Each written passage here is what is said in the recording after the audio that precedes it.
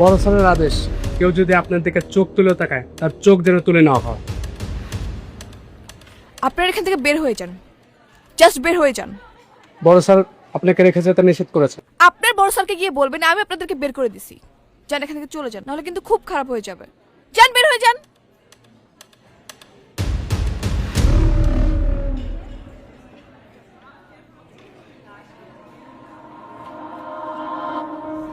আম sorry, আমি না আসলে সবের কিছুই জানতাম না। আপনি প্লিজ আমাকে মাফ করে দিবেন।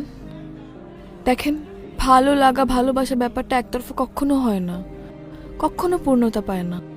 তাই আপনার জন্য ভালো হবে আপনি আমাকে ভুলে যান। আম সরি।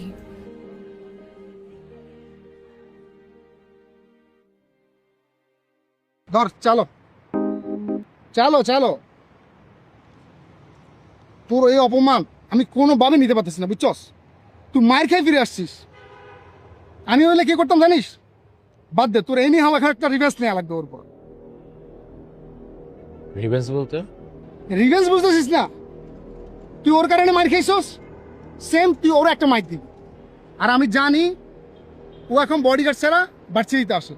যে কোনোভাবে হোক তুই ওকে ভার্সিটি থেকে বাইর করবি, বাকিটা আমরা দেখবি।